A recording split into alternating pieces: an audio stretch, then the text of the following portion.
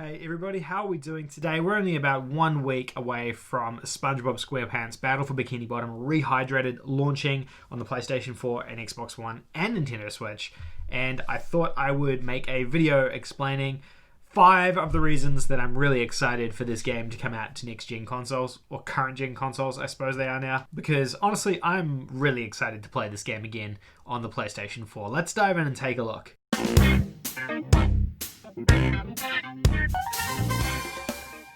Alrighty guys, before we begin, if you're new to the channel, please hit that subscribe button down below. It helps the channel out enormously if you subscribe and like the video. The channel has been growing enormously over the past a couple of months now, and I appreciate every single one of you who has subscribed to the channel already.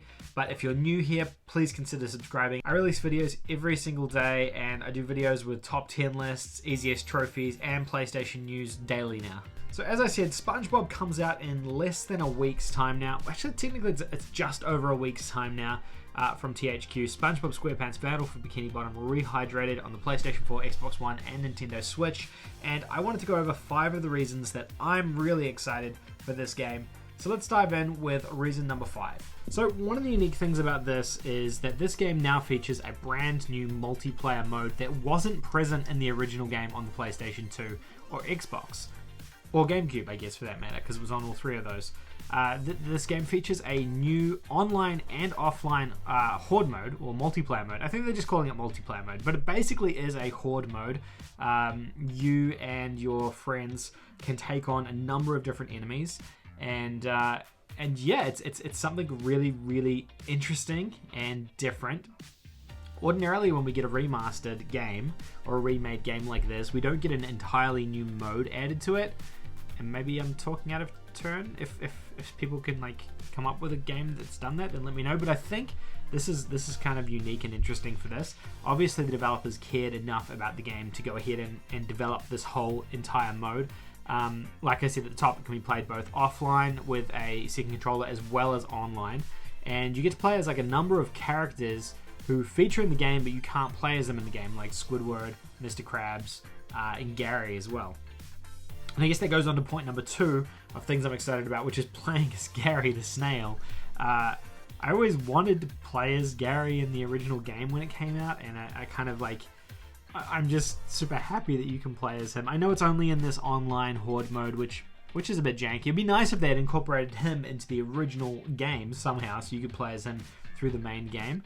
But he's my favorite character in SpongeBob. He's a funny guy. So I'm super glad that he is playable in the game in some capacity, even if it's just in the online horde mode. Number 3 is just the graphical upgrade that this game is getting. It's getting it's a full HD remake. So you know, while the game might not be 4K HDR, although I'm sure there is some HDR and upscaling going on in the game, it's a full HD remake of a game that came out on PlayStation 2 and Xbox and GameCube, and it just looks a ton better than it did on those platforms. You know, you can see in the trailers, draw distance is further, the graphics look better, you can see the environments looking better and more vibrant and interesting to look at, and that's kind of cool. I mean, this is a game that a lot of people love, and a lot of people still love and play on the PS2 today. And now they can go and look at this reimagining version of the game in HD. They don't have to look at the original. I know that it's going to be decisive. Some people are still going to prefer the original to this new version of the game, but now you have a choice, I suppose. You can go back and play that classic version of the game, or you can play these now remade, remastered versions of the game, or version of the game, I should say. Similar to Crash Bandicoot, I know a lot of people love the Insane Trilogy, but they'll still go back and play the originals on PS1 as well because it has a special place for them. Now, reason number 4 that I'm pumped for this is they have restored content that was cut from the original game. So, and this goes into, like, again, the developers really caring about this game. When the game originally launched on PS2, there was a ton of content that was cut from the game, and over the years it's leaked about what that content looked like. One of the things that was cut was a boss battle with a robot version of Squidward. So if you've played the game, you know that you fight robot versions of all the main characters in the game. But there was also assets and files found for a robot version of Squidward in the game, and that never featured in the original. And the developers have decided that they want to go and try and remaster some of that content that got cut and find ways where they can fit it into the game. So Robot Squidward is one example of that. I don't believe he's in the main game. I think he's part of the multiplayer component of the game. However, and I know that might disappoint some people, but I think the fact that the developers even went and did this says a lot about them. I think it's a pretty big deal that they went ahead and just pulled some content together that well, it existed but was never actually used, so never finished. And it definitely shows an enormous duty of care on their part to incorporate that into the game. And the final step is that this is promising to be a really, really faithful recreation. So similar to when Crash Bandicoot The Insane Trilogy came out, each of the 3 Crash Bandicoot games felt different to play, with 1 being a little bit stiffer, 2 having sort of more dynamic controls, and then 3 having kind of all the controls developed. Now that was obviously a progression of Naughty Dog's when they made the original games, and the Insane Trilogy just took that exact progression. They didn't just dump Crash Bandicoot 3's control scheme into Crash Bandicoot 1. Even though that would have made the game a lot easier and probably more enjoyable to play, they decided to keep it as faithful to the original as possible, and these guys have done exactly the same thing.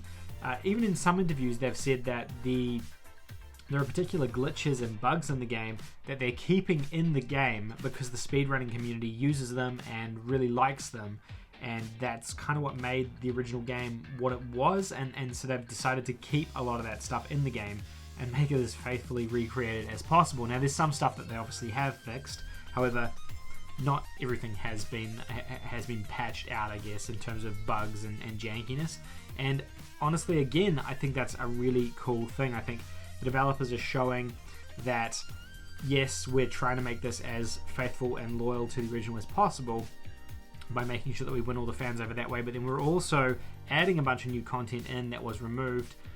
You can choose to take it or leave it. It's not going to impact the overall experience of the main game, but we're going to add a whole bunch of new stuff in there for you as well to enjoy. And I think that's just really cool. Yeah, overall, those are my top 5 reasons that I'm pumped for the relaunch, release of Spongebob Squarepants Battle for Bikini Bottom Rehydrated. I think the developers are doing something really special here by, like I just said, tackling, winning over the existing fan base and audience, creating new content there to try and win over a new audience at the same time, and probably just prove themselves a little bit in terms of how they develop this kind of game.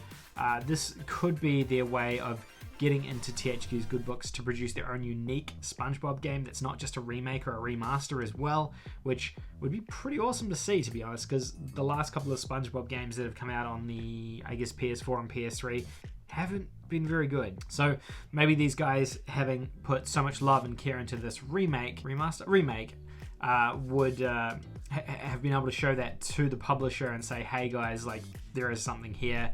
A lot of people love this franchise. We love this franchise. We want to continue working on it. But I guess we'll only know that once the game sells, whether or not the game sells up to THQ's expectations. But the game is now a week away, and I honestly am super excited to play through this game again. I played this tons when I was a kid, and I'm just really, really excited to play this game again on PS4 and earn a platinum trophy in it. So those are my top 5 reasons. Let me know what you're excited about and why you're excited about this game as well, if you're as excited as me.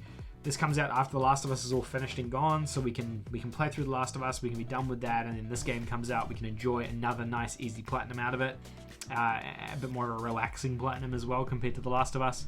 But yeah, let me know your thoughts on this game and what you're excited about, because I really want to know what you guys have to think as well. Thank you guys all so much for watching. If you haven't already subscribed, please hit the subscribe button down below. Otherwise, I'll see you all in the next video.